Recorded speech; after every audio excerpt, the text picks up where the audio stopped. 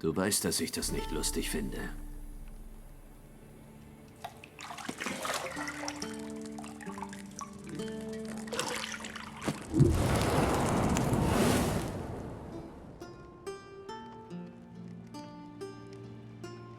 Du sollst dich nicht amüsieren, sondern beeilen. Es ist schon Mittag. Du hast Ciri versprochen, mit ihr zu üben. Geh, sonst langweilt Wesemir sie mit den Radierungen zu Tode.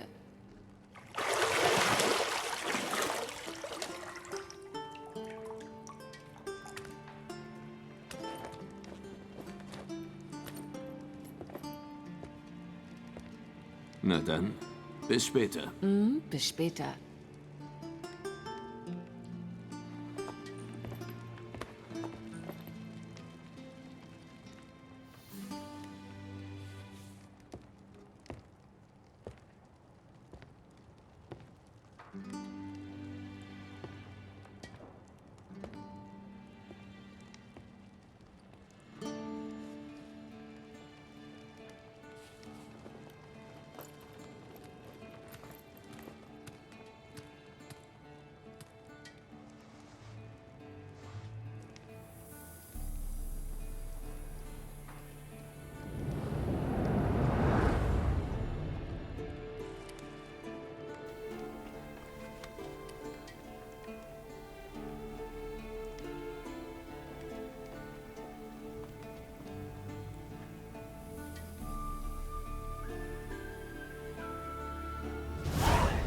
Und so beginnt das Abenteuer von vorne. Hier mit The Witcher 3. Diesmal aber nicht Wild Hunt oder Hearts of Stone. Nee, diesmal machen wir das New Game Plus. Dann noch ein bisschen härter als das letzte Mal. Und wir sind hier wieder mal bei Kaer Morhen angelangt. Der Grund, wieso ich das Ganze mache, Toll kann sogar aufs Inventar. Na, ganz schön. Ja, es hat natürlich einen Grund, und zwar zweierlei. Ich will dieses Let's Play mit New Game Plus ein bisschen anders machen als bei Hearts of Stone und Wild Hunt. Weil dort war es ja vor allem so, es ging natürlich zum einen um die Story, andererseits Monsteraufträge, Sidequests etc. etc. Und vor allem halt auch viel mit Entscheidungen. Entscheidungen, die halt nicht nur unser Schicksal, sprich von Geralt und Ciri, sondern natürlich auch das von anderen Personen beeinflusst hat. Und hier bei New Game Plus will ich das dann künftig ab der zweiten Folge ein bisschen zusammenfassen und dann sozusagen einzelne Parts draus machen. Im Sinne von, angenommen ihr wollt wissen, wenn man jetzt mit Yennefer eine Romanze beginnt, was man dazu tun muss, was man nicht tun darf und natürlich auch alle Sequenzen begutachten. Müssen bei meinem Wild Hunt Let's Play müssen wir irgendwie 10 Parts oder 15 durchklicken, natürlich erst nach alle suchen gehen. Und so weiter und so fort. Und hier will ich es echt so machen, dass ich halt alles, was zu Yennefer-Romanze gehört, in ein Part packe. Was Triss-Romanze ist, in einen anderen Part. Ciris Schicksal, jedes davon in einen einzelnen Part und so weiter und so fort. Jo, natürlich auch Gwent gehört auch dazu. Da gab es sogar Part 8 bis 9, also wenn alles noch Gwent-Duelle umfassen. Und bevor wir noch mehr quatschen, machen wir weiter. Scheiße. Der Bergpass ist schön wie eh und je. Ja, ich gucke gerade, jetzt mittlerweile, seit dem damaligen Let's Play, wie gesagt, von Wild Hunt, müssen wir ein bisschen noch was an Einstellungen gemacht haben, dass es ein bisschen schöner und authentischer und alles ein bisschen besser aussieht. Naja, es sieht jetzt auf YouTube wieder gleich aus wie vorher. Ich sehe bereits Ciri da unten. Jo, ganz bereits sehen. Gut, sowieso den gewohnten Weg unten gehen. Dieser erste Part ist ein bisschen anders, da wir die Volllänge haben. Ich werde hier alles zeigen. Ich glaube, jetzt sogar etwa 1,5 Stunden gehen der Part. Das hat den Grund. Ganz kurz gucken, dann schon durch. Naja, war ja klar. Das hat den Grund, weil wir halt in den ersten 1,5 Stunden mit Weißgarn, bis wir halt auf Imhi und Yennefer treffen, kann man viel falsch machen oder viel verpassen. Und das will ich hier bereits mal ein bisschen angehen. Sehr schön. Das war mir eher Schönes. Flieder und Stachelbeeren natürlich. Geralt, Geralt. hör auf, in meinen Pflegemitteln zu kramen. Noch warum denn? Na, schöne Frau. Weißt du, Ciri macht sicher nichts aus, noch etwas zu warten. Das ist ungehörig und außerdem unvernünftig. Wieso? Ich hab dich vermisst. Sehr sogar. Ich dich auch. Aber wir haben jede Menge Zeit, das nachzuholen. Geh mit ihr trainieren und komm dann wieder. Solange kann ich mich hübsch machen. Von all den Frauen, die ich kenne, bist du die Einzige, die das macht, bevor... Kennst du denn viele? Ist das wichtig? Ich denke immer nur an dich. Gerade nochmal so die Kurve gekriegt. Das hätte auch anders ausgehen können. Ach ja, wie habe ich Wild Hunt oder generell The Witcher vermisst? Ja, letzte Woche mal ein bisschen andere Spiele, die ich da gezockt habe und so. Und ist auch alles interessant und so, aber The Witcher ist schon, vor allem Witcher 3 ist ein Spiel für sich und ja, vor allem schon sehr auf Blut und Wein und Witcher 1 und Witcher 2 haben wir zum Let's Playen. Ich habe es schon mal durchgezockt. Privat auch mal, gut, Witcher 2 ja halbherzig, aber ist schon eine Weile her. Nur Silber. Gold passt nicht zu meinem Teint. Das solltest du wissen. Stimmt, also irgendwie, vor allem so schwarz-weiße, die sonst immer trägt, also Gold passt da echt nicht. Hallo? So. Mal hier gucken. Cookie? Luki? Hast du auch Kleidung, die nicht schwarz-weiß ist? Unterwäsche. Die ist auch schwarz-weiß, hallo? Willst du mich verarschen? Naja. Es ist Jennifer, weil sie das machen. Ich frage mich gerade, das habe ich damals alles nicht gemacht. Können wir ein bisschen Art ausprobieren? Natürlich nicht. Können wir was durcheinander bringen, wa? Alter, der Raum war noch nie so hübsch.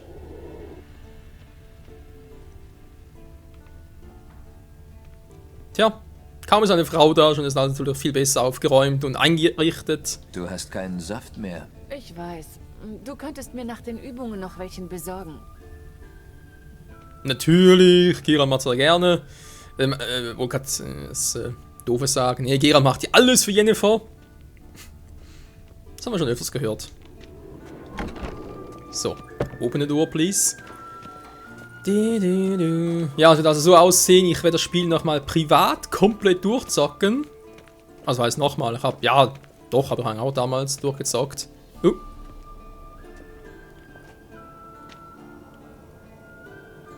Der alte Hexer schläft tief und fest.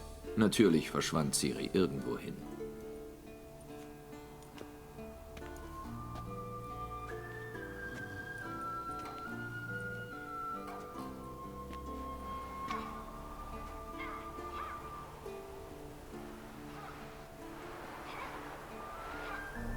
Sie zieht die Praxis wohl der Theorie vor. Was? Zeit aufzustehen, Meister. Sind die Lektionen so langweilig, dass selbst du einschläfst? Verdammt, sie sollte Notizen zu Gule und Algule machen. Ich wollte die Augen etwas ausruhen. Diesen Schinken sollte sie durchackern? Kein Wunder, dass sie verduftet ist.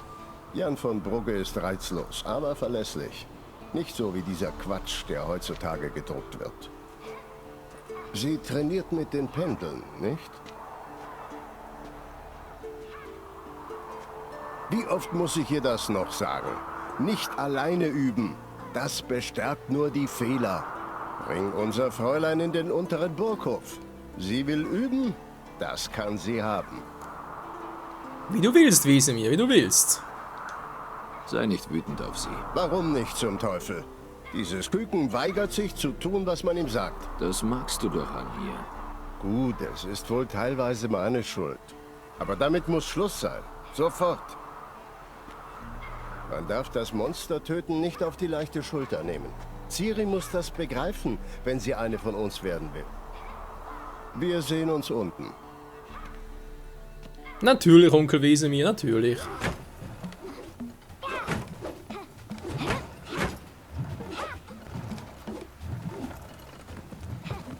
Falsch. Ach, darum wolltest du unbedingt üben. Schlag zu.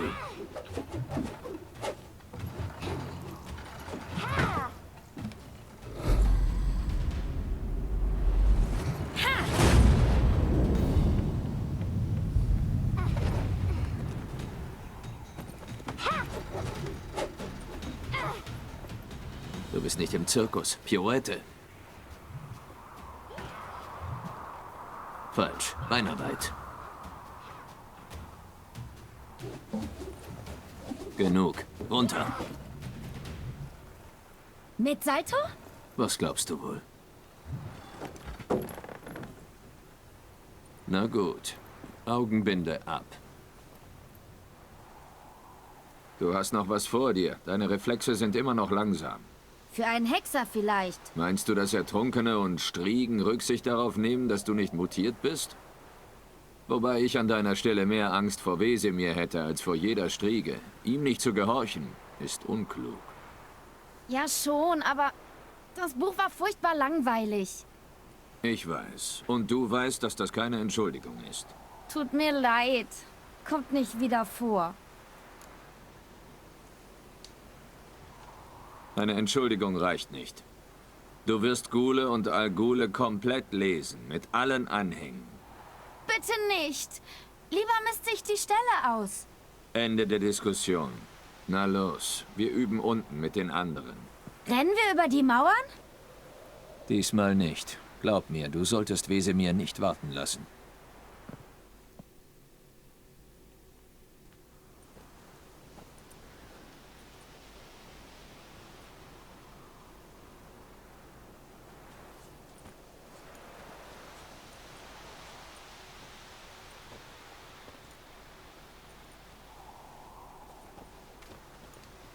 Hast du was zu sagen, junge Dame? Es tut mir sehr leid, Onkel Wesemir. Junges Blut giert nach Abenteuern. Das verstehe ich. Aber wenn du gegen eine Bestie kämpfst, ist Wissen so wichtig wie dein Silberschwert. Du solltest zumindest wissen, wodurch Ghule sich von Al-Ghulen unterscheiden. Durch Zeichnungen ähnlich des in Serikanien heimischen Panthera tigris sowie durch die kranke Blässe des Gesichts. Du hast das Kapitel also gelesen. Du hättest trotzdem fragen müssen, ob... Aber du hast geschlafen, Onkel Wesemir. Versuch nicht, dich rauszuwinden. Ein Hexer muss wissen, wie er seinen Gegner reinlegen kann. Hast du selbst gesagt. Mag sein, aber probier meine Weisheiten nicht an Wesemir aus, verstanden? Du spielst mit dem Feuer. Also, genug geredet. Geralt und ich, Lambert und Eskel, Ciri und die Attrappe. Schon wieder? Nörgel nicht. Nimm dir ein Schwert.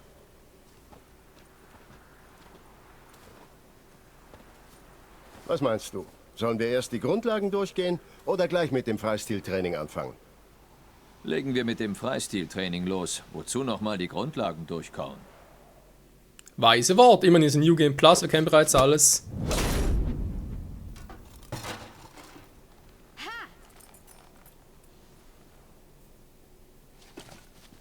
Wow, dem hast du es aber gegeben, Kleine.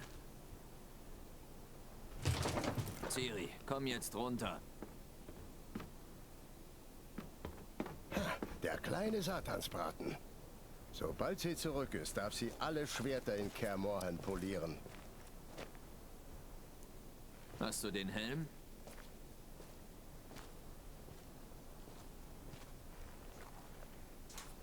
Ciri? Und ich werde dafür sorgen, dass du kein Schwert vergisst.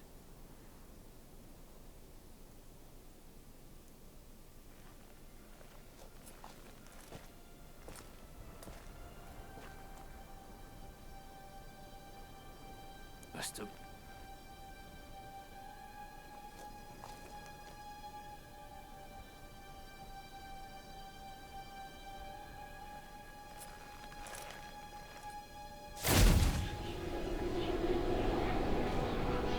Wesemir.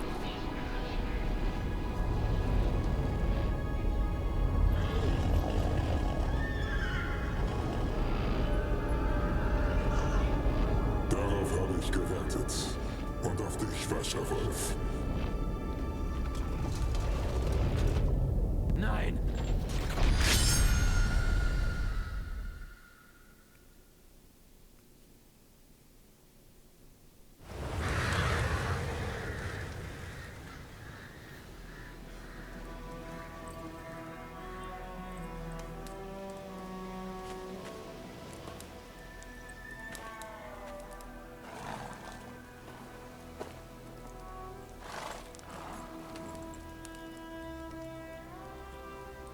Alles klar?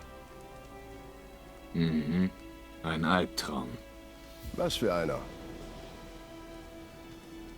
Das zu erklären würde ewig dauern. Bis zur Dämmerung ist es noch hin. Wir haben Zeit. Einer von der schlimmen Sorte. Von der ganz, ganz üblen Vorahnung.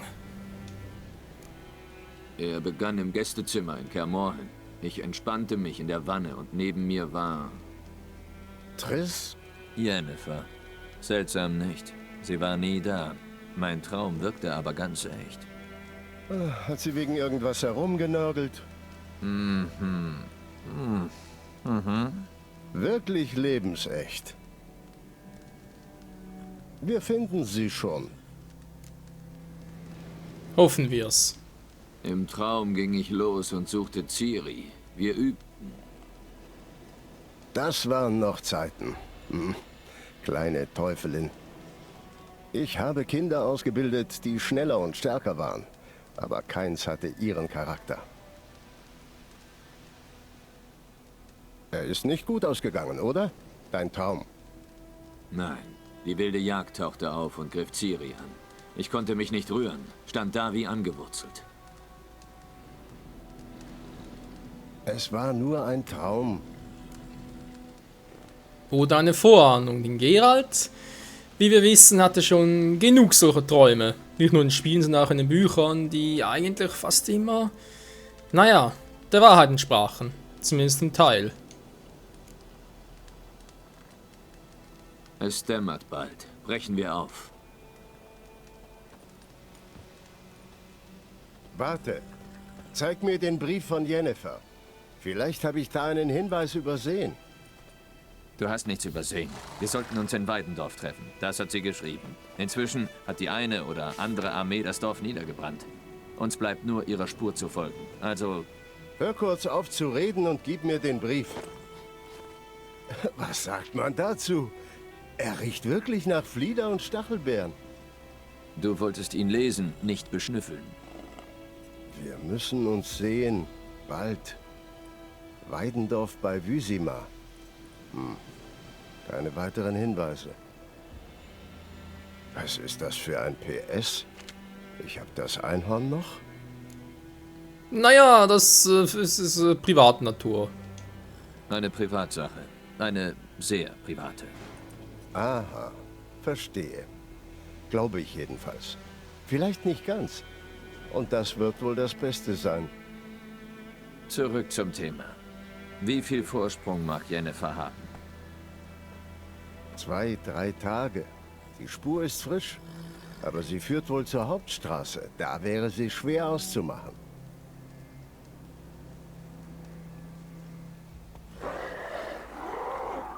Warte, hörst du das? Ich höre und rieche es. Ghule. Tja, damit geht's endlich los hier mit dem Kampfsystem. Natürlich, wie bereits erwähnt, wir haben alles übernommen. Auch das Level, auch die Items, auch die Waffen. Daher auch die Waffe, die wir noch von Olgierd von Everic bekommen haben. Die Ghule selbst wird nicht so das Problem sein. Wir haben ja doch, haben relativ alles. Aber gar nicht mal so lange Boden war. Natürlich auch unsere Viper-Rüstung plus Viper-Silberschwert, weil das Stahlschwert. Aber damals ein bisschen verpeilt, ich Trottel. Dann mal, wo sind eigentlich Bomben hin? Mal fragen. Na toll. Mondstoff jetzt überhaupt nicht. Nordet wäre noch cool.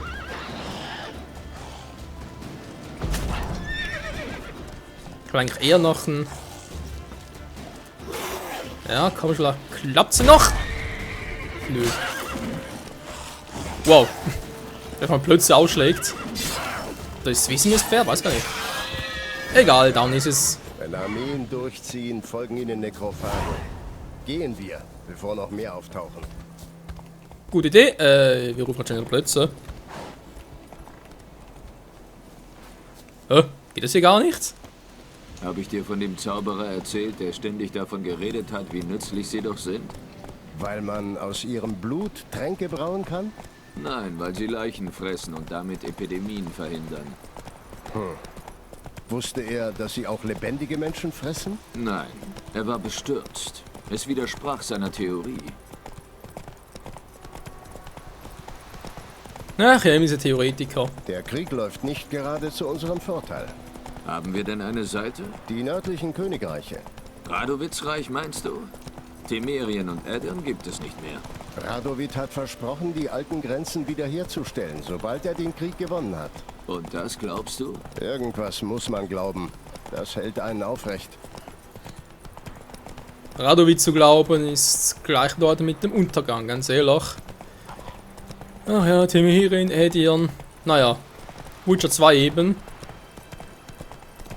Dazu vielleicht später noch mehr. Jetzt erstmal geht's hier weiter.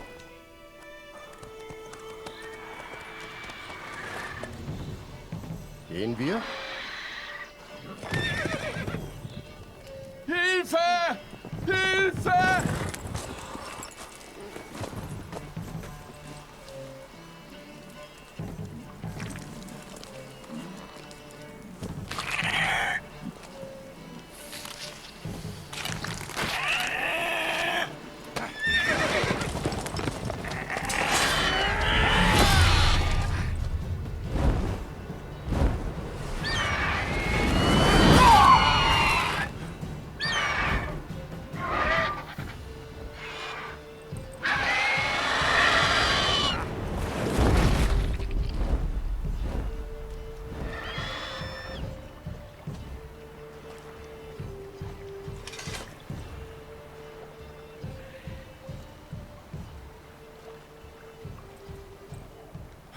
Ist er weg? Ja. Komm raus.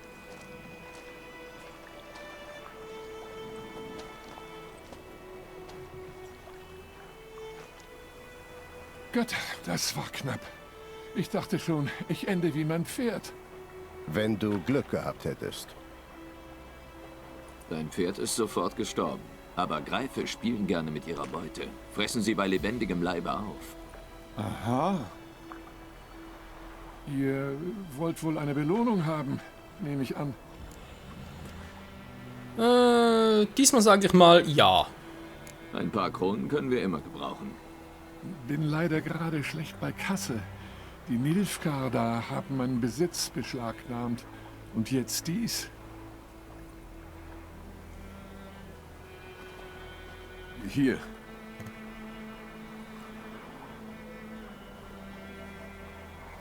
Zurück zur Spur? Wie gesagt, die führt zur Hauptstraße und endet dort. Sie ist verwischt. Sucht ihr jemanden?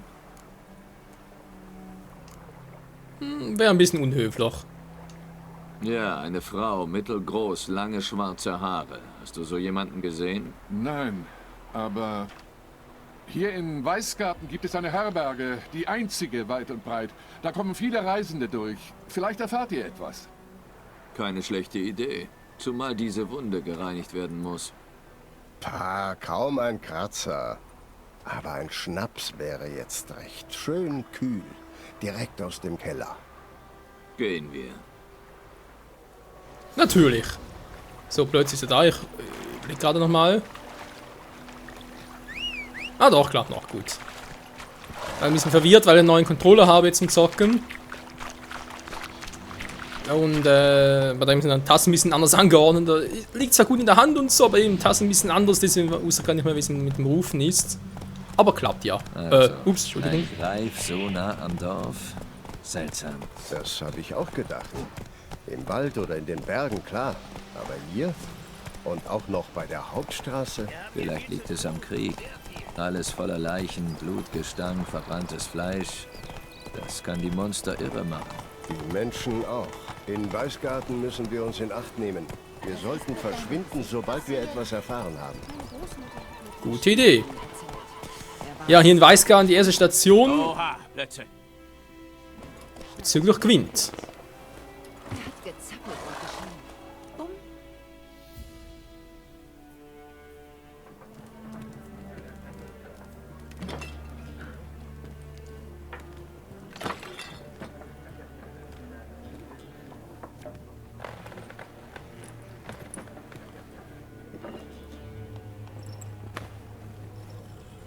Was? Nimm das runter, sonst gibt's Ärger.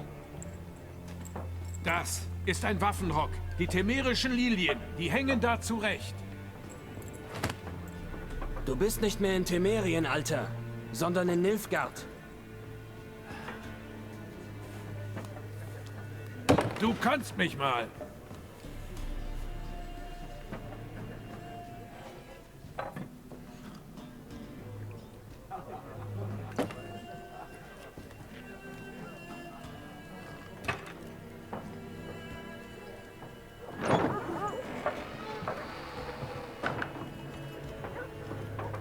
Was? Hexer?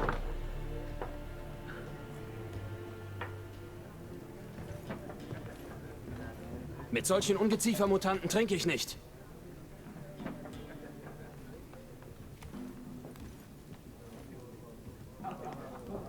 Tut mir leid wegen dieser Gauner. Macht nichts. Das sind wir gewöhnt. Die Leute sind recht nervös hier. Armeen sind durchgezogen. Jetzt treibt sich ein Greif hier rum. Wir hatten schon das Vergnügen. Ein fieses Biest. Fies? Ihr Jäger habt leicht reden. Der hat Lena vielleicht zugerichtet. Die Arme ist halb tot. Aber jammern bringt nichts. Wie kann ich euch helfen? Mit einem Schnäpschen. Und du? Darf's was zu trinken sein? Nee, ich hätte eher Interesse nach einer Information. Wir suchen eine Frau. Schwarze Haare, veilchenblaue Augen, schwarz-weiß gekleidet. Kam aus Richtung Weidendorf geritten. Und, es mag seltsam klingen, aber sie riecht nach Flieder und Stachelbeere. So eine Frau habe ich weder gesehen noch gerochen. Ich würde mich wohl erinnern. Ja, es ist schwierig, sie zu vergessen. Aber hier sind viele Reisende von überall her. Vielleicht lohnt es sich, nach ihr zu fragen. Ja, vielleicht. Danke. Für alles.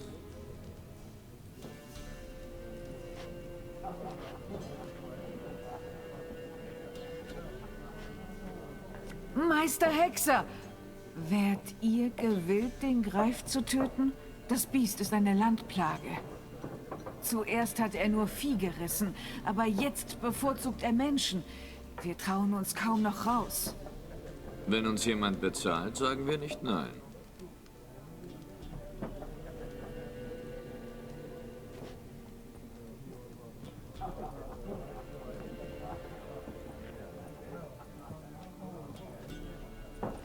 Soll ich dir beim Verbinden helfen? Bitte. So taterig bin ich noch nicht. Dann frage ich nach Jennifer. Aber denk dran, besser keine Aufmerksamkeit erregen. Das will ich auch nicht. Im Gegenteil, ich mache immer einen kleinen Cut, weil es gibt sowieso nur eine Person, die ich anquatschen möchte, denn es geht um Gwent. Was für eine Zeitverschwendung. Die Erde umkreist die Sonne, bevor du diese Regeln verstehst. Hast du kurz Zeit? Warum nicht? Aldert Geert, Assistenzprofessor für zeitgenössische Geschichte an der Akademie Oxenfurt. Gerald von Riva, ausgebildeter Hexer. Ich suche nach einer Frau. Lange Haare, schwarz-weiße Kleidung. Hast du so jemanden gesehen? Natürlich nicht. Im Gegensatz zum Pöbel weiß ich, dass die Reiterin des Krieges ein Hirngespinst ist. Reiterin des Krieges? Reiterin des Krieges? Worum geht es da? Um ein Omen, sagen die Leute. Eine schöne Phantomfrau reitet nachts durch die Felder. Sie entspricht deiner Beschreibung. Armeen folgen ihr und ihren Weg zu kreuzen bedeutet Unglück. Den letzten Teil kann ich bestätigen. Weißt du, wo sie gesehen wurde? Nein, ich interessiere mich für Tatsachen, nicht für Märchen. Ja, klingt logisch. Allerdings ist er vielleicht derjenige für Gwent? Ich muss los. Bis dann. Warte mal, Hexer. Du bist doch ein Mann von Welt. Spielst du vielleicht Gwent? Nein, hab auch keine Zeit, es zu lernen. Aber die Regeln sind ganz einfach. Komm, wollen wir spielen? Jetzt kommt etwas ganz Doofes, Leute. Warum nicht? Wunderbar. Also, es funktioniert so. Ja. Das Doofe hieran ist, die Karten, die wir vom ersten Spielstand her noch haben, vom ursprünglichen Spiel, werden New Game Plus nicht übernommen. Das heißt, wir müssen hier alles nochmal von vorne sammeln. Geil, wa? Naja. Gut, ich packen mal alle Karten hier rein. Es sind nicht gerade die besten Karten, aber vielleicht reicht es ja, damit wir hier ein bisschen was ausrichten können. Ich bezweifle es da ganz ehrlich gesagt, weil, wie gesagt, das sind einfach nur so Lapidali-Karten. Mann, ey, das ist sowas von beschissen. Naja, versuch's mal. Vielleicht klappt's mit dem Deck, ja. Nilfgaard, ja, ist gut, ich fange mal an. Ach du Scheiße, was sind das für Karten hier? Gut, jetzt sind noch gut, aber haben ein bisschen Power. Leg mal den zurück, wa? So, Rundenbeginn, dann leg mal los. Ich bin am Zug. So, Sana kann, glaube ich, Regen herbeirufen. Warte, wie war das schon wieder? Ja, genau, stimmt, Regen.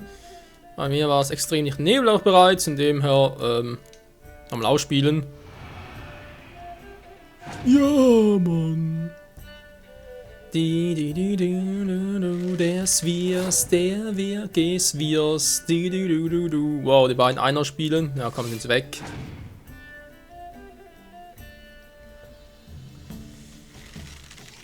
So, und das ist sowieso ein guter Einstieg dann, wie gesagt, für die Folgen 2 bis, glaube ich, 8 und 9 sogar. Da geht es nur um Gwent. Da machen die ganzen Gwent-Quests im Spiel.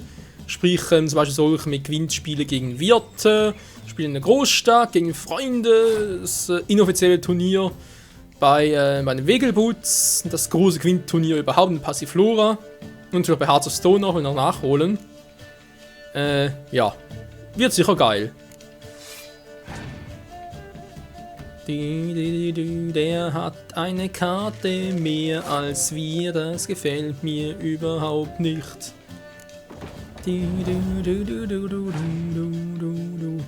Regeln sind ganz einfach, Spiel. Fremde in der Fremde, ich spiel mal ich sag immer Tempest, wegen Wettereffekte. Voltes natürlich. Jetzt muss er was tun, sonst ist er gleich im Arsch. Dieser olle Barsch. Ich passe mal. Ich habe 3 Punkte Vorsprung, der hat nur noch sowieso eine Karte weniger als wir. Ich muss ein bisschen was rausholen, wenn er noch gewinnen will. Ja, versteht ihr? Gewinnen will.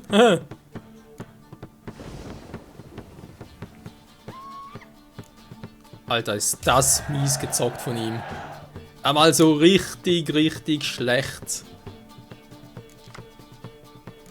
Ja, weil ich muss es natürlich spielen, weil sonst gewinnt der ja wegen Unentschieden.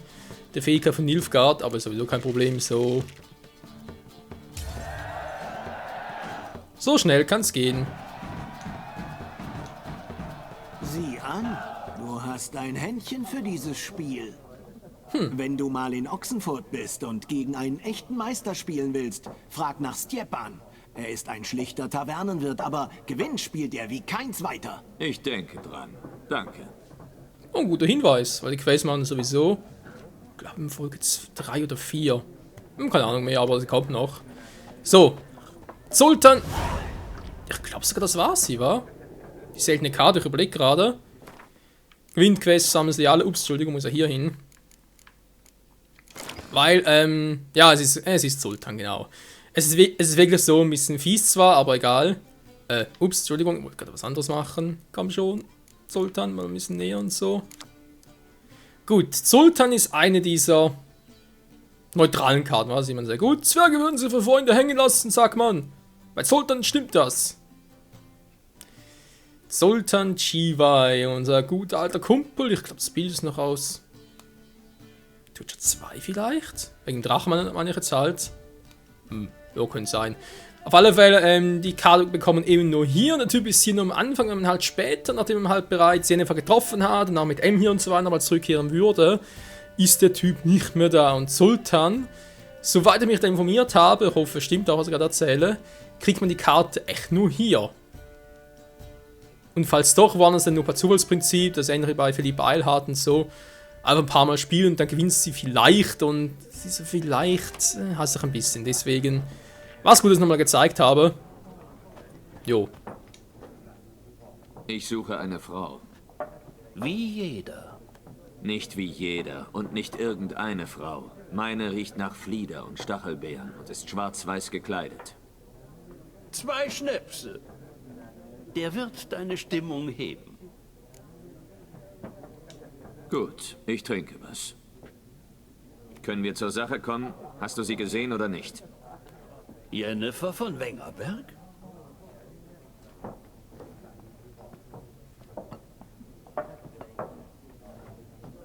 Ihren Namen habe ich nicht gesagt. Aber du hast sie perfekt beschrieben. Und was ich mal gehört habe, vergesse ich nie mehr. Kann nichts dafür. Woher kennst du Jennifer? Welch eine Frage. Aus Meister Rittersporns Balladen natürlich. Andere Möglichkeiten hat ein bescheidener Kaufmann nicht, mit wahrer Größe in Berührung zu kommen. Sofern er nicht so viel Glück hat wie ich, heißt das. Und auf einen äußerst geduldigen Hexer stößt? Auf Gerald von Riva selbst. Den Schlächter von Blaviken. Oh, den Spitznamen hasst er. Hast du Jennifer gesehen? Verzeih mir, aber ich muss fragen. Geht es um die Liebe? Mach hier kein Spielchen draus, Kumpel. Das steht uns noch bei Hearts of Stone bevor. Geht dich nichts an. Ja, ich als Vagabund verdiene keine Erklärung. Was weißt du? Sag's mir. Bevor du kamst, wäre ich nie auf die Idee gekommen, dass das Jennifer war. Wer hätte ahnen können... Komm zum Punkt. Ein nilfgaardischer Späher der örtlichen Garnison hat sie gesehen. Wo? Bei ihrem Lager. Sie ist da reingeritten, mitten in der Nacht, schwarz-weiß, Stachelbeeren und, ja, ich weiß, sie hatte einen harschen Austausch mit dem Garnisonskommandanten und ist davon geprescht. Wohin? Ich bin nicht allwissend. Frag in der Garnison. Danke. Wir Männer der Straße müssen zusammenhalten. Vielleicht bin ich eines Tages in Schwierigkeiten und du bist in der Nähe und kannst helfen. Das Greifennest. Oder was davon übrig Und ich ist. kann auch mal einen ganz kleinen fiesen Cut machen, damit der Part nicht doch noch über 2 Stunden dauert. Das Weibchen. Die Maden in ihren Wunden sind schon geschlüpft. Ist mindestens seit einer Woche tot. Der andere Greif muss ein Männchen sein. Tiefe Schnitte am ganzen Körper. Kein Tropfen Blut am Schnabel und an den Klauen. Hat sich nicht verteidigt. Müssen sich angeschlichen haben, als es schlief.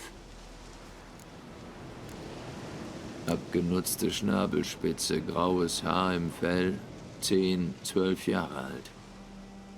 Greifen finden sich zu Paaren zusammen, wenn sie jung sind. Das Männchen muss etwa das gleiche Alter haben. Dicker Schaft, dichte Fahne, ein Königsgreif. Das erklärt, warum das Männchen, dem ich begegnet bin, so aggressiv war. Er hat erst die Nilfgaarder hier im Wald gejagt und dann angefangen, durch die Gegend zu stromern. Ich habe getan, was ich konnte. Ich sollte mit Wesemir reden. Und der nächste kleine Cut den Weg zurück. Am Wald? Bojan Klimek. Guter Mann, Meister Hexer. Obwohl er... Schon gut. Dieser Bojan, wagt er sich bald her, um sein Getreide zu inspizieren? Wozu? Es ist noch lange nicht Erntezeit. Ja? Was ist denn, Wolf? Sehr viel. Es gibt gute und schlechte Neuigkeiten. Die gute zuerst. Der Hauptmann der nilfgaardischen Garnison weiß, wo Jennifer hin ist. Die schlechte. Wir müssen den Greif für ihn töten. Was sollte er sonst von 2 Hexern verlangen? Weiter. Sag mir, was du weißt. Der Greif hat sein Lager verlassen. Wir müssen einen Köder auslegen und eine Falle stellen. Und? Wie geht's voran damit? Sehr gut. Ich habe ein paar Dinge erfahren. Er ist ein Männchen und hatte ein Nest im Fuchswald. Die Nilfgaarder haben das Nest niedergebrannt, sein Weibchen getötet und die Eier zerstört. Und geglaubt, das Problem wäre gelöst. Immer das Gleiche. Statt einen Experten zu holen, versuchen die Leute es selbst und machen alles noch schlimmer. Leider wahr. Ich hab den Kreuzdorn. Das sollte klappen wie am Schnürchen. Intensives Aroma. Gestank wohl eher. Du Stadtjunge. Verwesung, Dung, Pisse.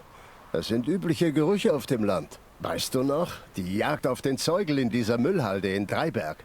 Du hast den halben nächsten Tag gebadet und dich geschrubbt. Wie könnte ich das vergessen? Wirst du je aufhören, es zu erwähnen? Schön. Wenn alles soweit ist, sag Bescheid. Dann legen wir los. Jo, wir können. Ich bin bereit. Warten bringt nichts. Suchen wir einen guten Ort für einen Hinterhalt. Ich weiß schon einen. Die andere Flussseite. Da sind Felder und ein Wäldchen. Viel Platz und weit genug weg, dass uns niemand in die Quere kommt. Gut, wir treffen uns dort. Alles klar.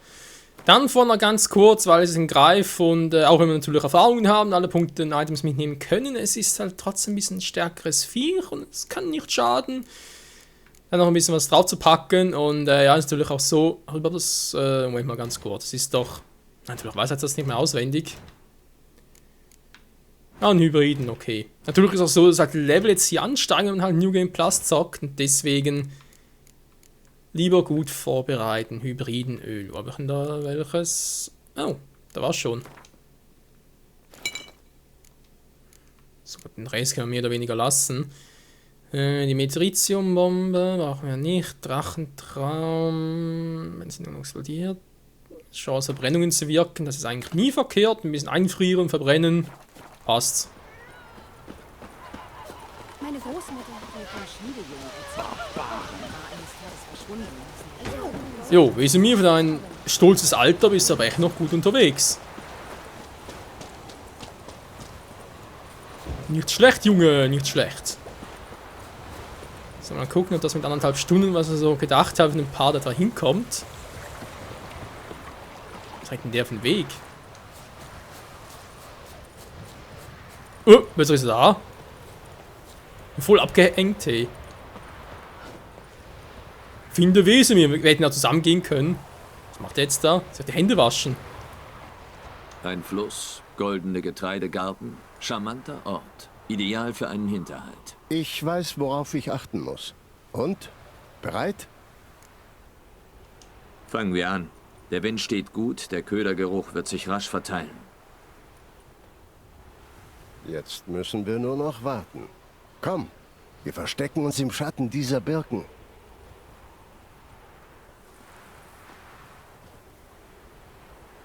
Sag mal, wenn wir Jennifer finden, was machst du dann? Hast du einen Auftrag im Sinn? Nein, ich gehe nach Kaer Morhen. Bisschen früh für die Winterpause. Der Schnee ist noch weit weg, ja. Das ist ja das Problem. Nilfgaard hat den Pontar im Osten überquert. Sie sind also etwa 7 Tagesmärsche von Kaer Morhen entfernt. Erreichen Sie das Tal, bevor die Pässe eingeschneit sind. Nun, wir müssen unsere Spuren verwischen, unsere Wege vertuschen. Wo wir vom Wintereinbruch reden, meinst du, du kommst dieses Jahr? Vielleicht. Vielleicht mit einem Gast. Vielleicht. Vielleicht auch mit 2 oder 3.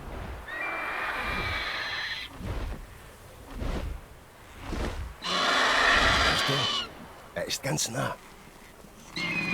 Heißen wir ihn herzlich willkommen. Warte, nimm dies. Eine Armbrust? Im Kartenspiel gewonnen, während du durch die Gegend geturnt bist. Könnte noch nützlich werden. Ein Hexer mit einer Armbrust? Räumen wir mit den Traditionen auf? Hör auf zu reden. Wir müssen einen Greif töten.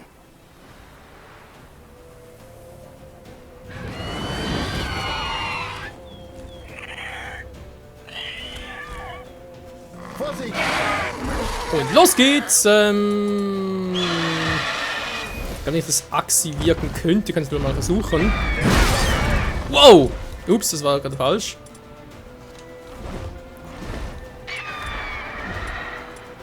Machen mal noch einen Drachentraum. Na, soll noch kommen.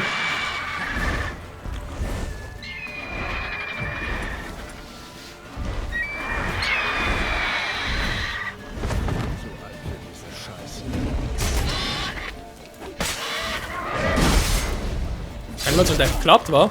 Wow. Na, aber es wirkt das Öl.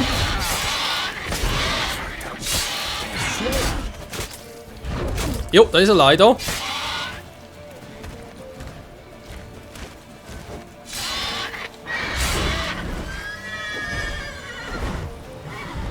Lass ihn nicht entwischen. Na, jetzt kommt der Spaß wieder. Gehen wir ihm hinterher.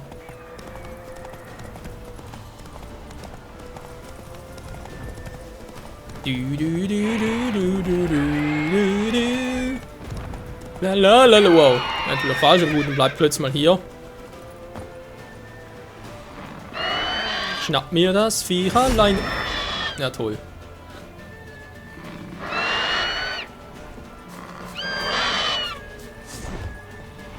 Na, da bist du ja.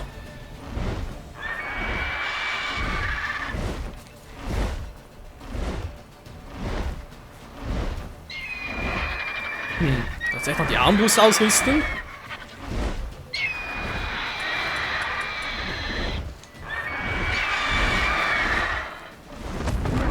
Nö, muss gar nicht gut.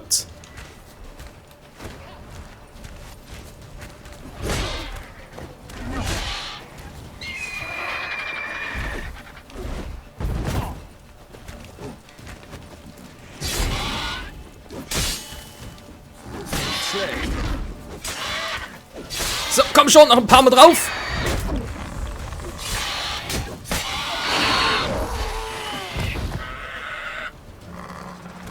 Geht doch. Na, ich meine, das glaube ich soll. Nicht schlecht. Nicht schlecht. Auch wenn du noch dies und das verfeinern könntest. Man lernt bis an sein Lebensende. Hexer nicht. Es sei denn, sie wünschen ein frühes Ende. Später mehr dazu. Bring den Schwarzen den Greifenkopf. Ich mach die Pferde bereit. Treffen wir uns in der Herberge. Alles klar. Wo ist der Greifenkopf wieder? Zutaten sammeln.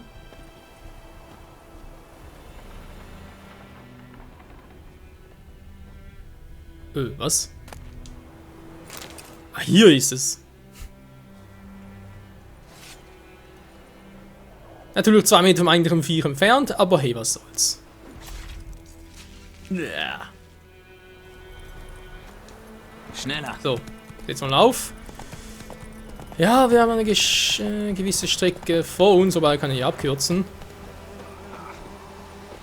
Was? Bienen hier?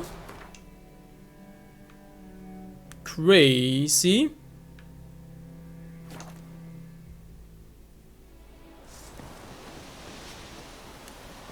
So, nochmal gucken, was wir an Informationen noch bekommen, war. Vergiftung geht langsam wieder mal zurück. Sehr schön. Gwen wieder mal gut rein da. Was zum Teufel ist das? Roggen. Hältst du mich für blind oder blöd? Dieses Getreide ist verdorben. Das wusste ich nicht. Für blöd also. Verdammt, ihr lernt es nie. Militärkodex Artikel 2 Abschnitt 3. Auf die Lieferung schadhafter Güter stehen 15 Knutenhiebe. So soll es sein. Nein, bei den Göttern. Nein!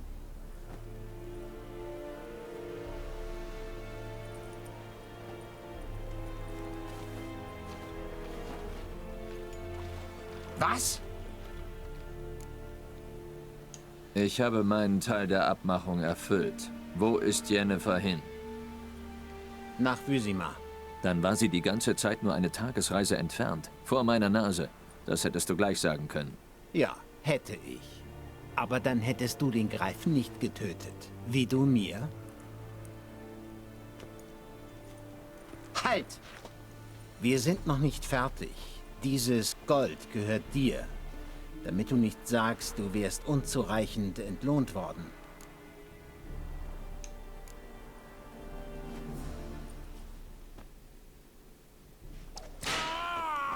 Gold ist Gold, egal von wem. Wir haben ja was getan, von dem her. So, dann ganz kurz meditieren. Dann geht die rote Anzeige unten rechts ein bisschen auf den Keks.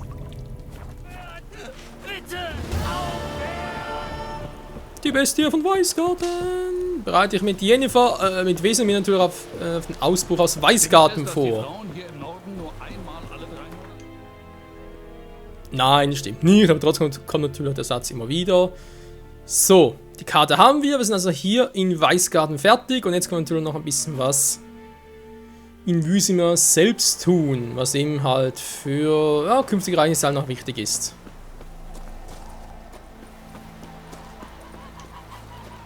Von Zeit her, ja, bin noch gut dabei.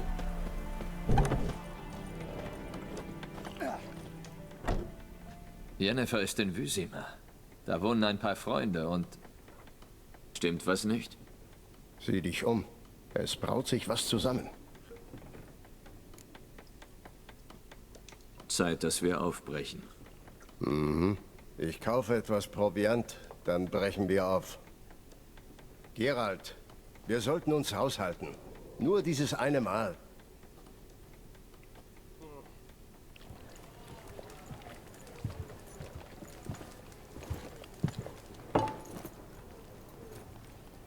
Was ist mit den Lilien passiert?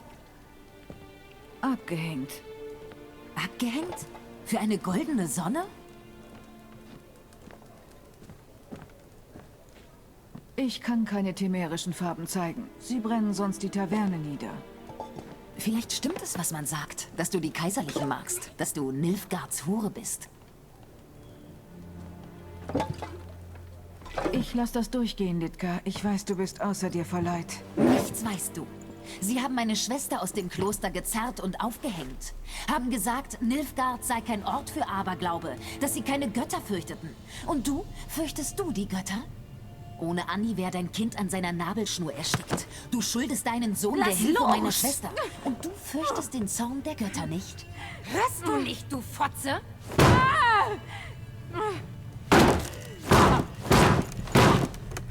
Lass mich los!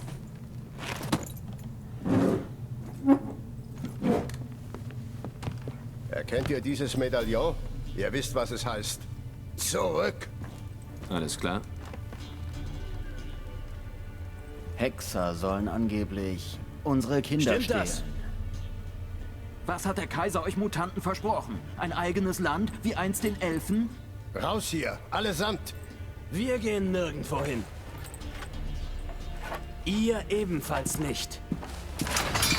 Die geben nicht nach. Das sehe ich. Ich leider auch. Reißt ihm die Eier ab! Zum Teufel!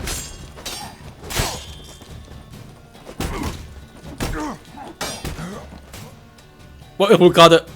Will man es verarschen? Ich will gerade einen starken Angriff machen.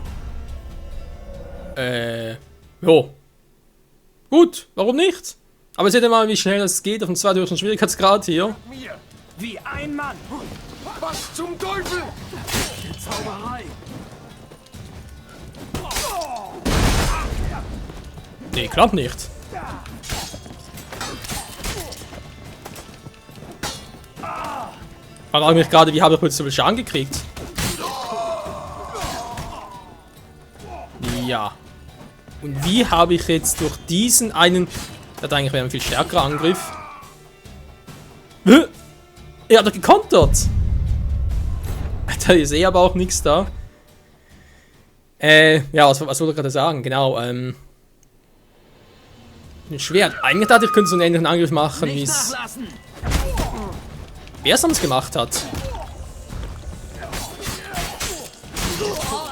Der gute Olgierd. Okay, jetzt sehe ich das Problem.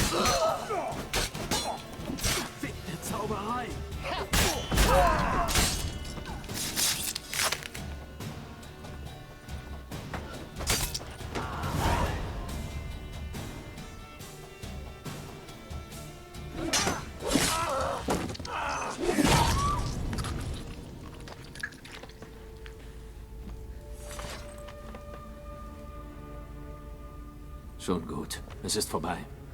Geh weg! Lass mich in Ruhe!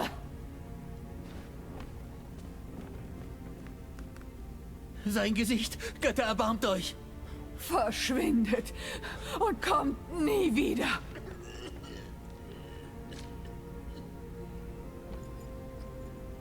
So viel zum Thema raushalten. Na los, gehen wir.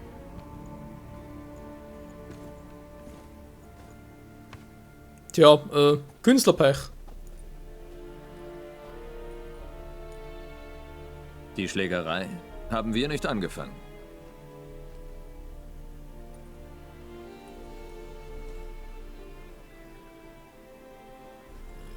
Nichts als Ausreden.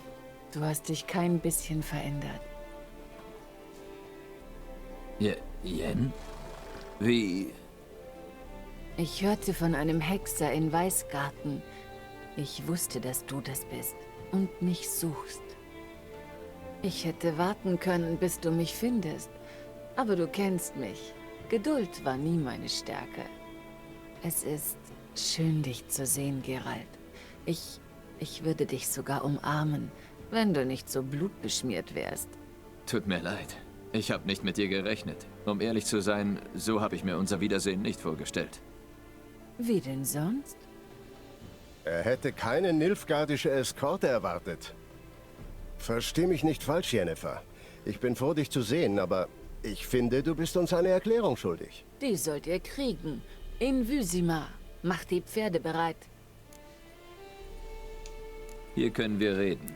In der Nähe sind ein paar hübsche Obstgärten. In voller Blüte. Man riecht die Leichen fast gar nicht.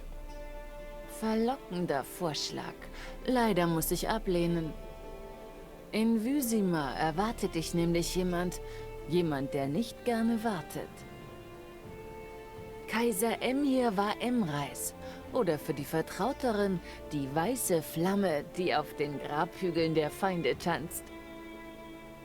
Zu denen gehöre ich wohl nicht. Soweit ich mich entsinne, wollte er mich bei unserem letzten Treffen umbringen.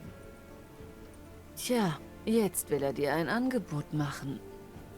Die Sorte, die man nicht ablehnen kann? Ich habe es nicht abgelehnt, obwohl ich gekonnt hätte. Gut. Ich schätze, ich bin bereit, ihn anzuhören. Der Kaiser von Nilfgaard, Herr über Metina, Ebbing und Gemera, Souverän von Nasair und Vicuvaro, wird sich zweifellos geehrt fühlen. Was ist mit dir? Ich reite in die andere Richtung. Irgendwie bezweifle ich, dass die Einladung des Kaisers auch mir gilt. Außerdem habe ich in Kaer Morhen zu tun. Weißt du noch? Ja, ich erinnere mich. Danke für deine Hilfe, Wesemir. Und bis bald. Wie ist dein Pferd? Schnell? Kann nicht klagen. Warum fragst du? Ich wäre gerne hinter dicken Stadtmauern, so schnell wie möglich.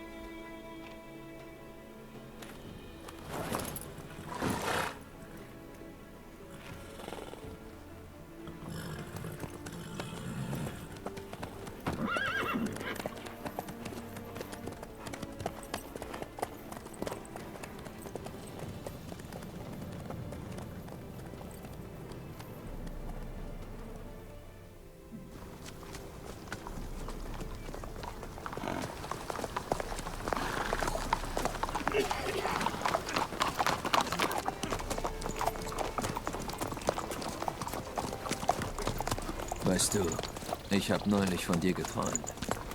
Ein schmutziger Traum, wie ich dich kenne. Zuerst schon, aber dann... Was dann?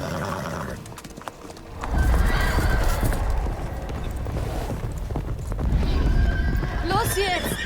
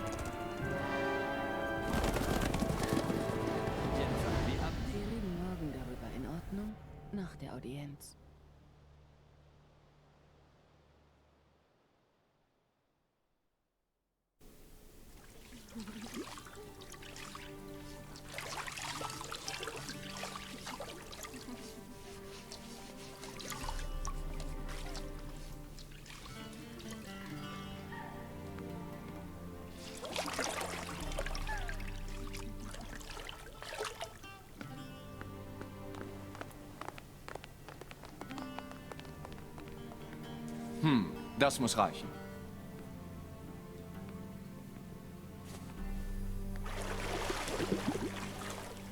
Du meinst, es kümmert Emhyr, ob ich sauber bin? Der Herr wird seine kaiserliche Majestät mit dem vollen Titel anreden oder gar nicht? Der Herr wird auf dem Bergère Platz nehmen. Auf dem was? Auf diesem Stuhl.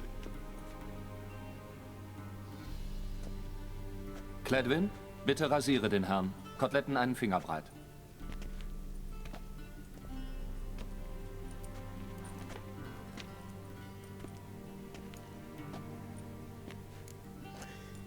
Der Herr wird dir gleich aufs Maul hauen.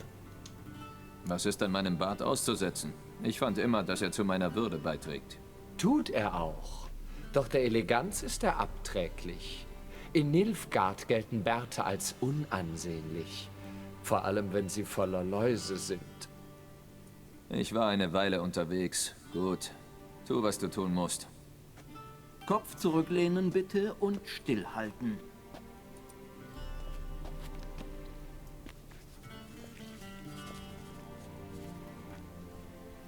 Und stell dich auf einige Fragen ein. General, ich bin nicht sicher, ob der Zeitpunkt geeignet ist. Er könnte nicht geeigneter sein. Die Leute werden ehrlich, wenn sie eine Klinge am Hals spüren. Morvran Voorhis, Kommandant der Division Alba. Ehe du zum Kaiser gebracht wirst, Hexer, musst du einige Informationen bestätigen. Reine Formsache, jedoch unabdinglich. Sicher, der Papierkram muss in Ordnung sein. Also, Gerald von Riva. Geburtsort, unbekannt. Eltern, unbekannt. Alter, unbekannt. Unwichtige Details. Kommen wir zu jüngeren Ereignissen. Zur Belagerung der Burg La Valette. Dem Schicksal des verteidigenden Kommandanten, einem Aryan. Ich hätte auch noch ein paar Fragen, und zwar, warum zum Henker ist plötzlich meine Frames-Zahl von 60 plötzlich auf 14 runtergefallen?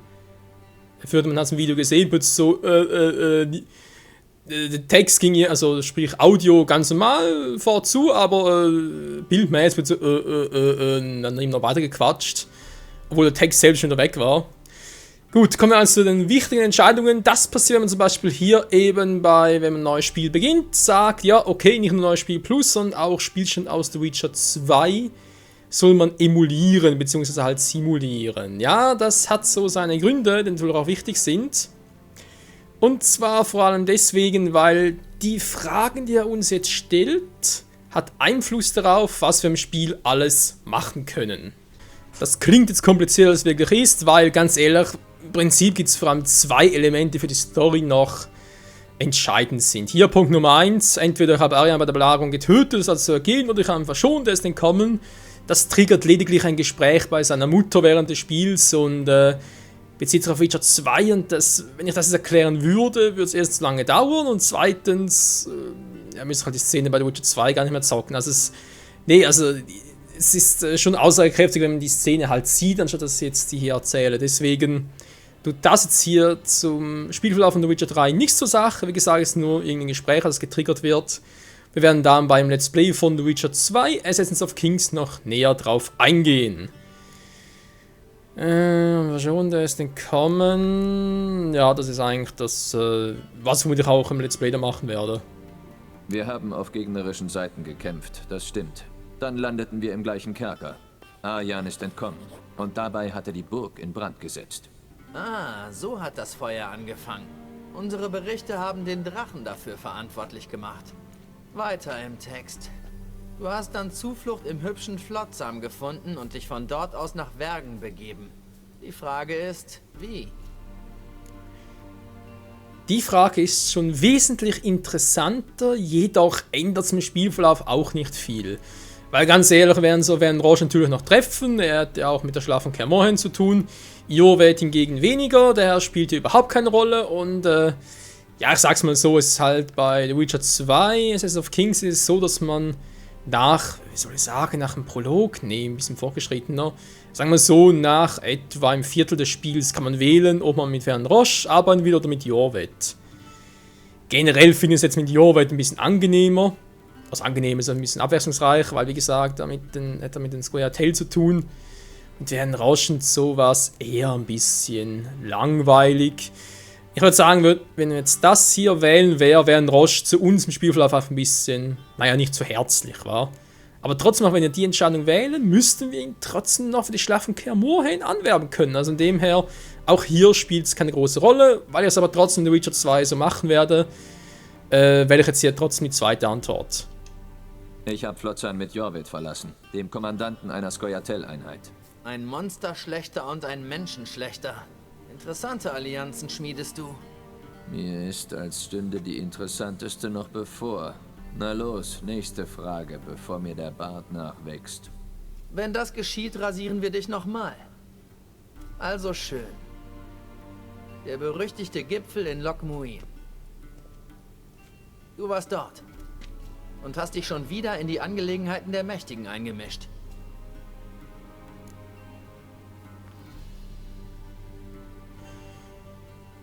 Ich überlege jetzt gerade.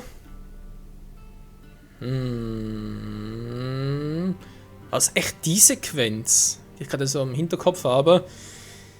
Wenn ja, auch die hat jetzt hier auf dem Spielverlauf keine große Wirkung.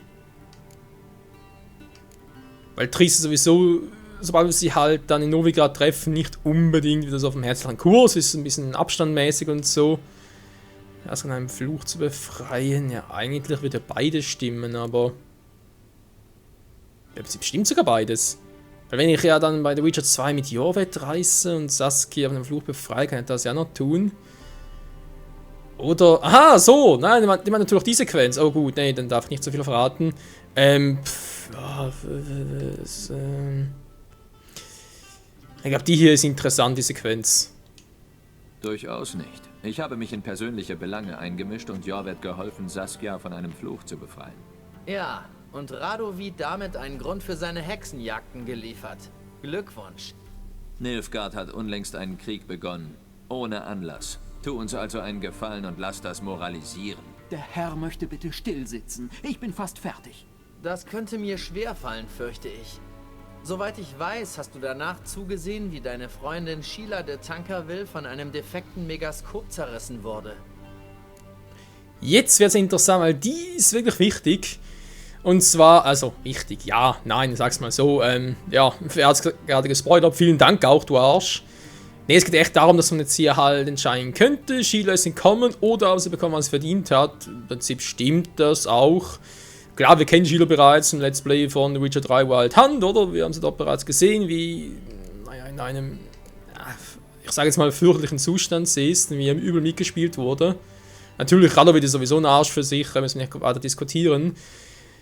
Aber in The Witcher 2, ja, da ist halt die Loge ein bisschen aktiver und vor allem in Kombination dann mit, kann es noch, nicht Margarita, Mann, mir fällt gerade der Name nicht ein, kann das sein? Nee, come on, verdammt. Nee, Francesca ist es auch nicht, Ida auch nicht, Will mir jetzt ein Name nochmal einfallen, oder was? Na, natürlich nicht. Mann, ey, kann nicht sein, wie ist jetzt schon wieder? Philippa, dankeschön, Alter, Philippa. Ja, da waren vor allem Philippa und Sheila, die ein bisschen randaliert haben. Ich würde aber trotzdem, ich werde es auch dann nach dem Let's Play von The Witcher 2 so machen, deswegen kann ich es hier auch so entscheiden, hatten wir bei Wild Hunt auch schon. Weil wenn man es hier macht, taucht es halt im Spielverlauf 4 von The Witcher 3 auf, wenn man das wählt, dann taucht es halt nicht auf. So einfach ist das. Ich habe zugesehen, wie sie in das Megaskop ging. Aber dann habe ich sie befreit. Aus der Falle, die euer Mann Leto von Guleta ihr gestellt hatte. Schreibt das auf. Ich will sicher sein, dass der Papierkram jetzt in Ordnung ist. Tja, nationale Interessen zwingen einen bisweilen zu schwierigen Allianzen. Auch zu Allianzen mit Hexern. Und das ist die letzte wichtige Neuerung oder Entscheidung, die habe ich, glaube ich, damals bei Wild Hunt ein bisschen vergeigt. Mit umgebrannt und Leben, was ist aus Leto geworden? Ja, das hat dann, ich überlege, glaube, müsste irgendwie Part 11 oder 12 sein hier vom Let's Play von New Game Plus. Da geht es vor allem darum, Leto von Guleta ist einer der naja, Hauptgegner, ich sage eher Hauptcharaktere aus The Witcher 2, den wir erst da kennenlernen, der hier nochmal einen Auftritt hat und der uns bei der Schlacht von Kaer Morhen helfen könnte. Wenn ich jetzt aber sage, die Allianz ist tot, ich habe Leto umgebracht, was man durchaus machen kann bei The Witcher 2, dann logischerweise taucht Leto hier nicht auf und hilft uns nicht. Wenn ich aber das hier wähle, ist es möglich, Leto zu finden, was wir dann eben in einem späteren Part des Let's Plays noch machen werden.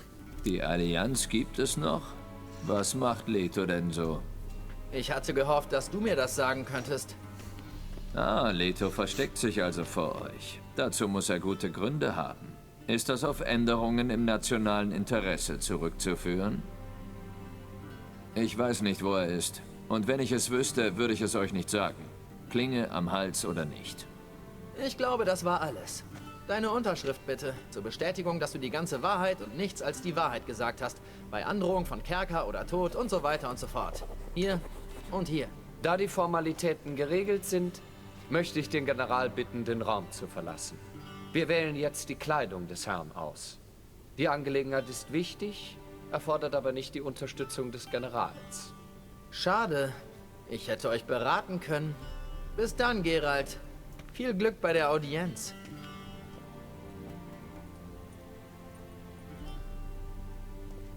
Ja, du mich auch, du mich auch. Gut, wenn wir schon dabei sind, wir natürlich gleich einen Prolog noch zu Ende.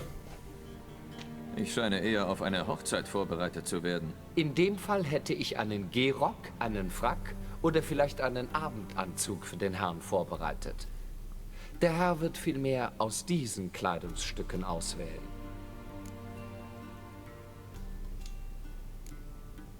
Schwarz, schwarz oder schwarz? Wir schätzen in Nilfgaard keine aufdringlichen Farben. Der Herr wird mir sagen, wenn er sich für ein Gewand entschieden hat. Der Herr hat überhaupt keinen Bock drauf, aber es ist dem anderen Herrn ja sowas von egal. Was nehmen wir da? Im Prinzip spielt es keine Rolle. Es geht nur darum, schnell das Gespräch mit M hier zu führen. Und nachher ist der Party auch schon wieder zu Ende. Und da muss ich mal gucken, wie ich das Ganze mache. Aber das wirklich die volle Länge mache, weil es sind sicher 1,5 Stunden mindestens. Dann muss ich hier ein bisschen zurechtschneiden. Zum Beispiel hier die ganzen Wege hin und her reisen und so weiter. Da muss nicht unbedingt in den ersten Part rein. Das ist ja, da geht es mehr um die Entscheidungen war und nicht unbedingt darum, die ganzen Wege nochmal abzuklappen, die wir bereits sowieso schon kennen. Ja, scheiß drauf. So. Er muss doch einkleiden, ja? Der Herr muss sich ankleiden.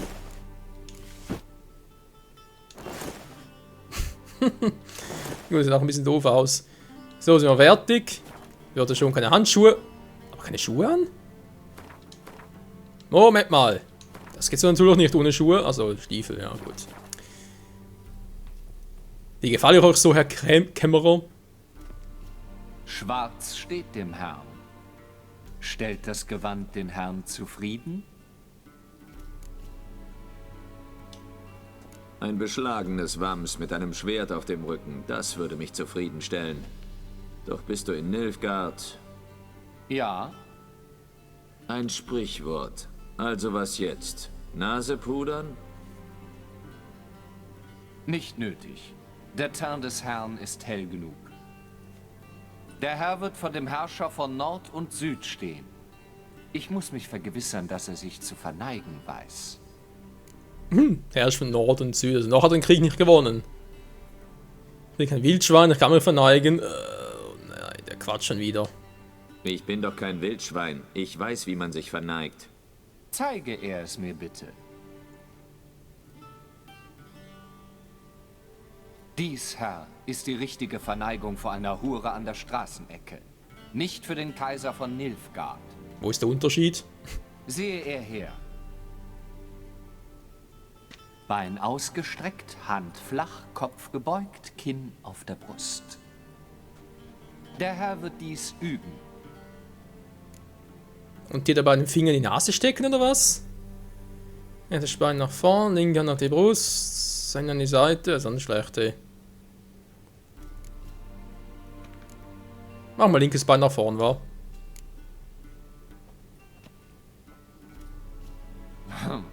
Keinerlei Anmut.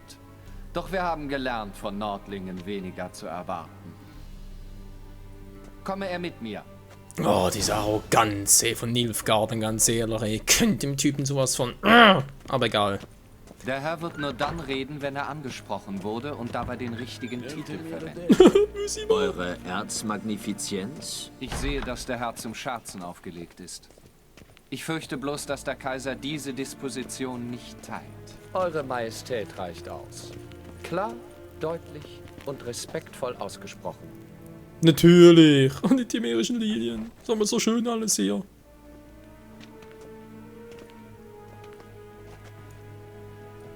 Imgrimi eb art kerser, deit wenn adan in karn eb morvut, hier war Reis.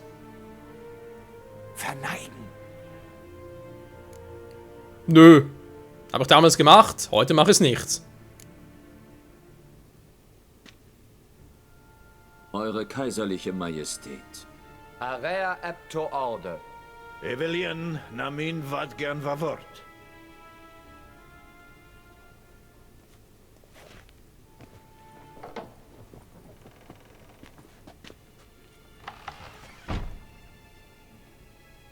So viele Monate an Foltesthof. Und doch hast du die Grundlagen der Etikette nicht gelernt. Wie heißt es doch? Einem alten Wolf bringt man keine neuen Kunststücke bei.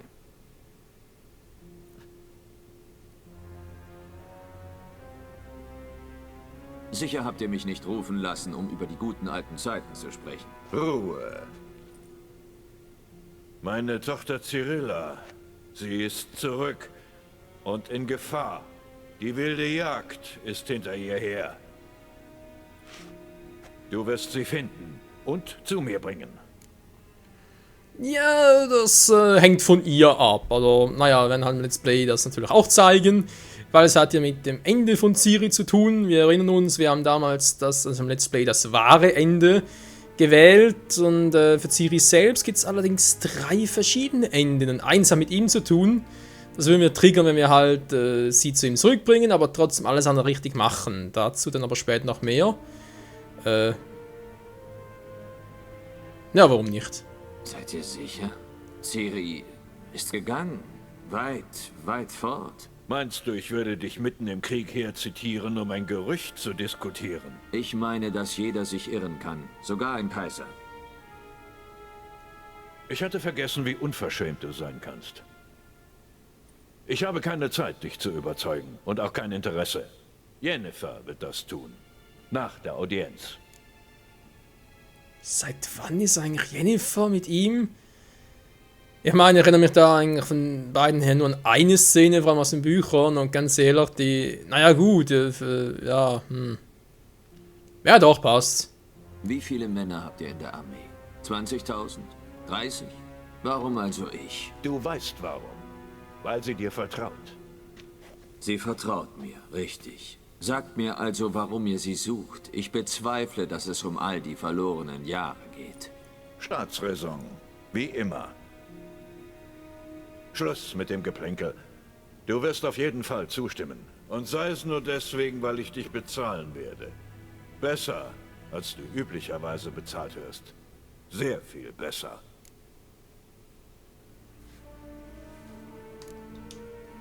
Spart euch die Großzügigkeit für die Leute, deren Häuser eure Armee niedergewalzt hat. Das tue ich wegen Ciri, nicht wegen eures Goldes. Deine Motive interessieren mich nicht. Nur Ergebnisse. Yennefer erzählt dir den Rest. Diese Audienz ist beendet. Mererit, bring ihn zur Zauberin.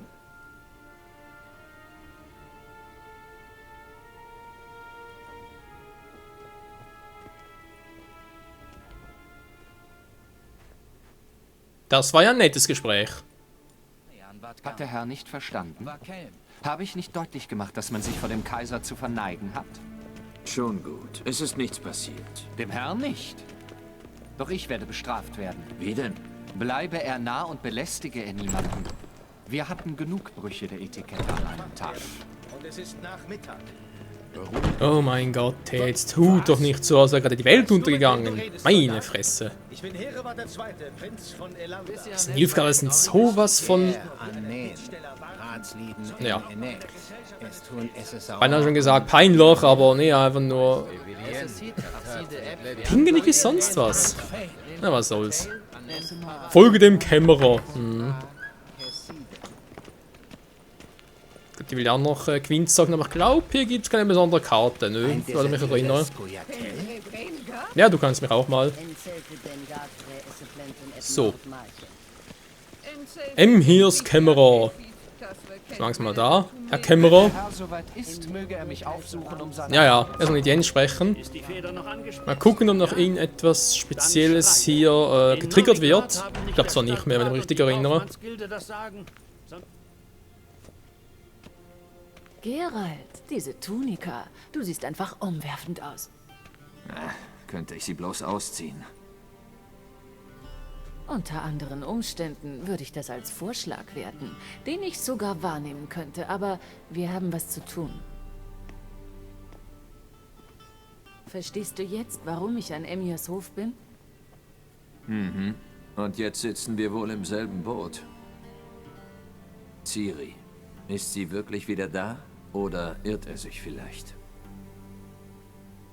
Schau, so sieht sie jetzt ungefähr aus.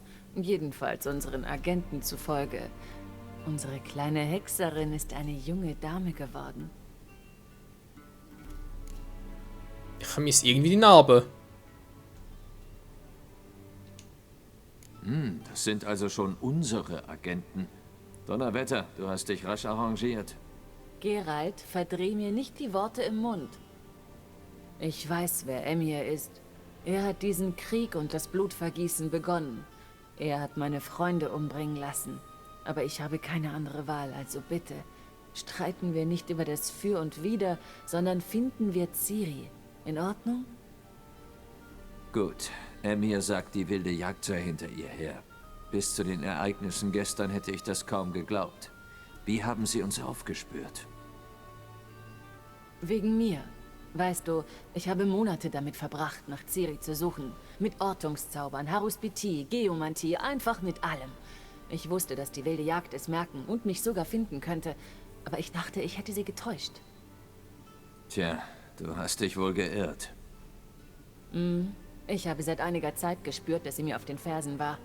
Wenn du und Emhyrs Soldaten nicht gewesen wärt, hätte sie gekriegt, was sie will. Noch so eine Begegnung kann ich nicht riskieren. Es ist Zeit, die Magie beiseite zu lassen und konventionelle Methoden einzusetzen. Den besten Fährtenleser, den ich kenne. Du musst sie finden, Geralt, bevor es die wilde Jagd tut. Natürlich, kein Problem. Also die wilde Jagd von Ciri. Die Frage finde ich jetzt ein bisschen bescheuert, ganz ehrlich, weil gut, Geralt, ja, hat natürlich jetzt auch mit den Ereignissen noch aus dem letzten Roman zu tun, natürlich auch aus The Witcher 1 und The Witcher 2. Allerdings aber eigentlich müsste er wissen, dass sie hinter ihren Kräften her sind. Naja. Wo genau wurde Ciri denn gesehen? An 2 Orten, Velen und Novigrad. Die Spur in Velen ist aussichtsreicher. Da solltest du zuerst hingehen. Frag nach einem Kaufmann namens Henrik in der Taverne am Scheideweg. Er ist einer der kaiserlichen Agenten und sollte sich mit dir in Verbindung setzen. Das war's? Keine Losungen, keine geheimen Begrüßungsrituale? Nein. Tut mir leid, dir die Kindheitsfantasien über die Spionage zu verderben. Wir haben in Novigrad nur unbestätigte Meldungen und Gerüchte, aber du hast da die Hilfe unserer gemeinsamen Bekannten. Triss Merigold. Die hat offenbar eine gemütliche Wohnung am Marktplatz. Sie wird bestimmt entzückt sein, mich zu sehen. Was ist mit dir? Was hast du vor? Ich segle nach Skellige. Da hat es neulich eine magische Explosion gegeben, die einen halben Wald zerlegt hat. Ich glaube, dass das was mit Ciri zu tun hat. Ich bin in Kehrtrolde. Komm zu mir, wenn du was erfahren hast.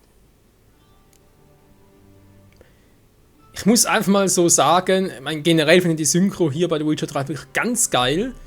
Die ganzen Sprechen, so wie sie immer die Wörter und die Sätze richtig genau betonen, aber Sprechen von Yennefer ist einfach so perfekt gewählt. Also, wir haben früher kontaktiert. Ja, warum nicht? Noch eins, bevor wir gehen. Warum hast du nicht versucht, mich zu erreichen?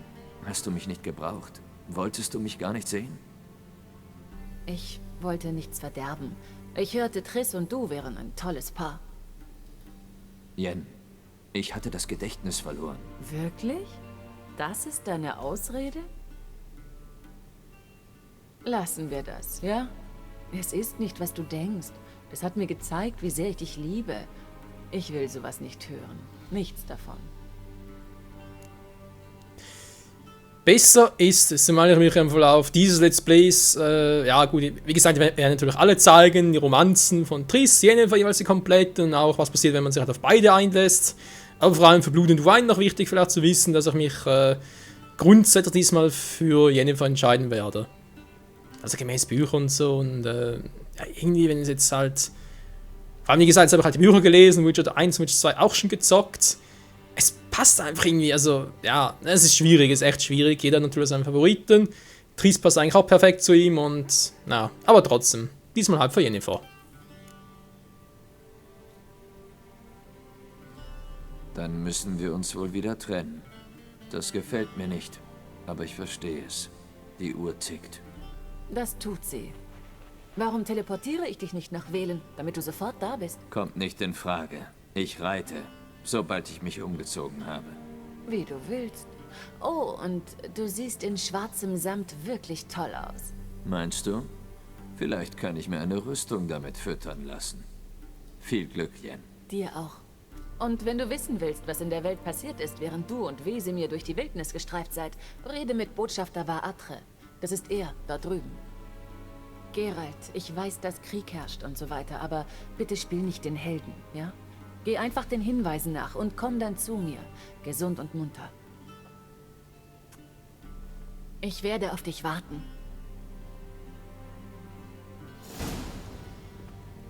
Eigentlich ein weiterer guter Grund, warum man im Verlauf des Let's Plays, also nicht Let's Plays, Entschuldigung, des Verlauf des Spiels nicht unbedingt jetzt halt die ganzen Sidequests, also ja, vielleicht Sidequests zur Story schon, die ganzen Monsteraufträge und so, warum dass man die nicht machen sollte, weil ganz ehrlich, das frisst nur Zeit und wir haben ein klares Ziel vor Augen, Ciri zu finden. Und ganz ehrlich, zu keinem Zeitpunkt der Story passt es, dass man da die ganzen Sidequests macht, dass Monsterjagd geht, Schatztruhen zu suchen geht. Passt es, ja. Ich weiß natürlich, 100% ist immer geil, aber ganz ehrlich, von dem Standpunkt her verstehe ich es einfach irgendwie nie. Gut, wir quatschen ganz kurz im Botschafter Var-Atre. Nur mal wieder zu wissen, was eigentlich genau abgegangen ist seither und natürlich auch für künftige Entscheidungen, die wir noch treffen werden. Ist, denke ich, noch ganz wichtig zu wissen, wie gesagt, wie es im Verlauf von Krieg und so momentan aussieht. Botschafter Var-Atre? Yennefer empfahl mir, dich nach dem Stand der Dinge zu befragen. Nach dem Krieg und so weiter. Natürlich. Die Diener des Kaisers sollten keine Geheimnisse voreinander haben. Werfen wir einen Blick auf die Karte, wenn's recht ist. Diener? Das wüsste ich aber. Ach du Scheiße. Ist das alles blau? Das sieht ziemlich mies aus für den Norden. Ja, Radovid ist noch der Einzige, die anderen sind ja alle down. Ja gut, ganz oben von Kovir, Povis, dankeschön. Kannst du nicht mehr sagen, nee. Dafür noch ein bisschen was, aber die sind sowieso nie involviert, die sind ja neutral, ein bisschen was wie die Schweiz, von dem her. Wie läuft der Krieg? Ich meine, abgesehen davon, dass der nilfgaardische Triumph unmittelbar bevorsteht. Ich nehme an, dass dies ein Privatgespräch ist, ohne Zeugen. Lassen wir also die Propaganda beiseite, auch die in Ironie verkleidete. Unsere Offensive lief hervorragend, bis der Winter kam. Aedirn war in einem solchen Durcheinander, dass wir praktisch nicht auf Widerstand stießen. Wir hatten den Pontar vor dem ersten Schnee erreicht. Es blieb nur ein geschwächtes Ketwen und Radovids Redanien, das die Hilferufe aus dem restlichen Norden ignoriert hatte. Wir dachten, sie würden um Frieden verhandeln oder sich sogar als Vasallen anbieten. Wir warteten siegesgewiss auf den Frühling. Radovid? Sich ergeben? Ja, eine vergebliche Hoffnung gewiss. Radovid schickte weder Gesandte, noch näherte er sich unseren Positionen. Stattdessen schleppte er sich über das verschneite Kestrel-Gebirge und griff Ketwen an, seinen Verbündeten. Der Angriff überraschte die Ketwener. Sie betrauerten noch den Verlust ihres Königs. Führerlos und entmutigt legten sie nach den ersten Scharmützeln die Waffen nieder und schlossen sich Radovid an. So stand uns im Frühling statt 2 schwachen Gegnern ein starker gegenüber. Ziemlich clever. Höre ich da einen Anflug von Bewunderung? Radovid ist unser Feind, aber ich kann nicht abstreiten, dass er gerissen ist. Er hat uns gelingt und nicht zu knapp. Zurück zum Krieg. In diesem Frühling gab es in den Marschen von Velen eine gewaltige Schlacht. Gewaltig, aber nicht entscheidend. Beide Seiten erlitten riesige Verluste, unvergleichliche Verluste. Radovid zog sich über den Pontar zurück. Er ist jetzt sicher, bis die Verstärkung aus dem Süden eintrifft. Dann wird Kaiser Emhir Emreis ein für alle Mal mit ihm aufräumen. Könntet ihr nicht einfach nach Hause gehen? Das würde allen viel Rennerei ersparen. Von ein paar Leben ganz zu schweigen. Ich fürchte, jetzt steht zu viel auf dem Spiel, um aufzugeben. Wir können nur aufs Ganze gehen. Oje, oje. Wie stehen die Dinge in Velen? Schlimm, wie üblich. Vielleicht schlimmer. Es war nie das Land, in dem Milch und Honig fließen. Jetzt fließt dort das Blut. Die Armeen sind mehrfach durchgefegt, haben die Felder zertrampelt, die Kornspeicher geplündert, die Dörfer niedergebrannt. Die Bevölkerung hungert. Mhm. Und wie läuft's mit der Regierung dieses irdischen Paradieses? Nicht gut, um ehrlich zu sein. Unsere Kräfte sind schon sehr weit verteilt und Velen besteht vor allem aus sumpfigen Wäldern, die schwierig zu kontrollieren sind. Viele Patrouillen sind nicht in die Lager zurückgekehrt. Daher haben wir die Herrschaft über diese Region einem gewissen Nordling übergeben.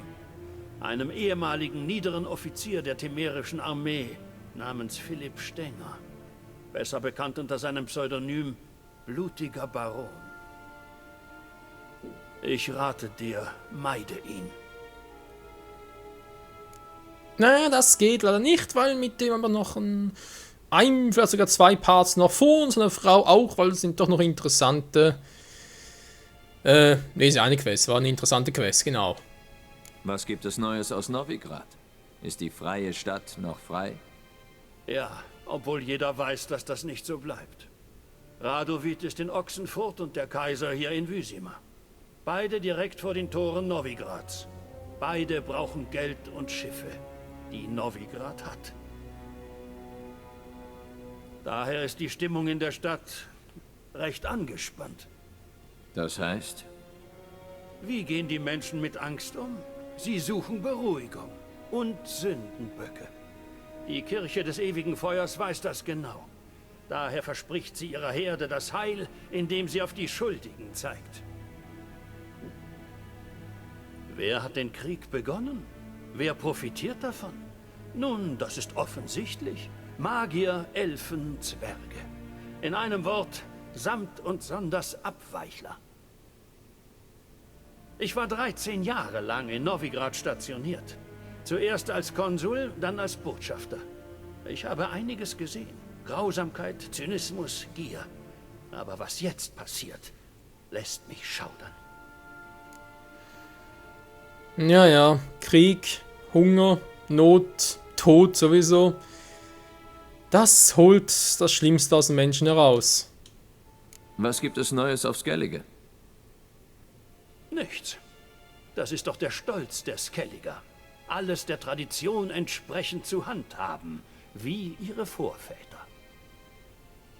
Und wie ihre Vorväter streiten sie miteinander, plündern, überfallen gelegentlich unsere Transporte. Es ist ermüdend, aber sonst nichts. Skellige war immer eine Fußnote der Geschichte. So wird es auch bleiben. Das klingt ja sehr zuversichtlich. Was, wenn König Bran die Jarls vereint und alle Clans gegen eure Flotte führt? König Bran ist alt und schwach. Wie ich höre, kann er sich kaum an die Namen seiner eigenen Vasallen erinnern. Könnte schwierig werden, alle zu vereinen. Ja, glaube ich auch. Danke für deine Hilfe. Nichts zu danken. Möge die große Sonne deinen Pfad bescheinen. Und der Mond hinter uns aufgehen. Was? Ja, Entschuldigung. Gut, also können wir einen Empfang. Machen wir ganz jetzt noch schnell und damit dürfte dieser überlange Part auch mal zu Ende sein. Wie kann ich dem Herrn dienen? Gib mir meine Sachen.